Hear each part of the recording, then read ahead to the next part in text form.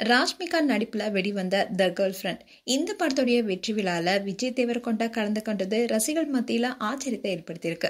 எப்போதுமே விஜய் தேவரகொண்டா அவருடைய தனிப்பட்ட வாழ்க்கையை பொதுவெளியில காட்ட மாட்டாரு. இந்நிலையில்தான் இந்த விழால விஜய் தேவரகொண்டா ராஷ்மிகாவுடைய கையை பிடித்து முத்தமிட்டது ஃபேன்ஸ் மத்தியில உற்சாகமும் ஆரவாரமும் ஏற்பட்டிருக்கு.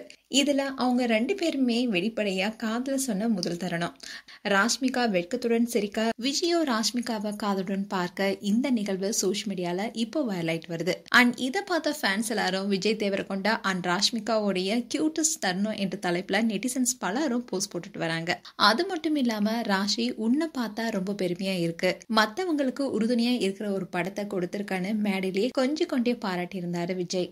அந்த விஷயமும் பலராலும் ரசிக்க வச்சது. அண்ட் விஜய் தேவரகொண்டா தொடர்ந்து நடிச்சிட்டு வர படங்கள் எல்லாமே ஃபிளாப் ஆகிட்டு வந்தாலும் அவருடைய காதலியான ராஷ்மிகா நடிக்கிற படங்கள் எல்லாம் பாலிவுட்ல இருந்து கோலிவுட் வரைக்கும் பல படங்கள் வெற்றி அடைஞ்சிருக்கு. இந்நிலையில் தான் த கேர்ள் ஃப்ரெண்ட் படம் 10 கோடிக்கும் அதிகமான வசூலை ஈட்டியிருந்ததுனால அதன் வெற்றி விழா நேற்று ஹைதராபாத்ல நடைபெற்றிருந்தது. அதுல சிறப்பு விருந்தினராக ராஷ்மிகாவுடைய பாய் ஃப்ரெண்டான விஜய் தேவரகொண்டாவும் கலந்து கொண்டாரு. அந்த சமயத்துல தன்னுடைய காதலியையும் பாராட்டி முத்தமிட்டது ஃபேன்ஸ் மத்தியில உற்சாகத்தை ஏற்படுத்தியிருக்கு.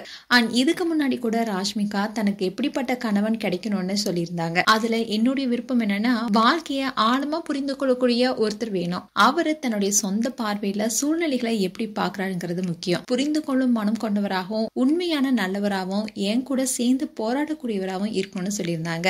அதே மாதிரி நாளைக்கு எனக்கு ஒரு பிரச்சனைனா அந்த நபர் என் கூட போராடுவார்னு எனக்கு தெரியும். அவருக்காக நான் எதை வேணாலும் செய்வேன். என் துணையா இருக்க வேண்டியவர் இப்படிப்பட்டவராக தான் இருக்கணும்னு ராஷ்மிகா சொல்லியிருந்தாங்க. மேலும் இவங்களுக்கு நிச்சயதார்த்தம் நடந்து முடிஞ்சிருக்கு. அதோட திருமண ஏற்பாடுகள் நடைபெற்று வருது.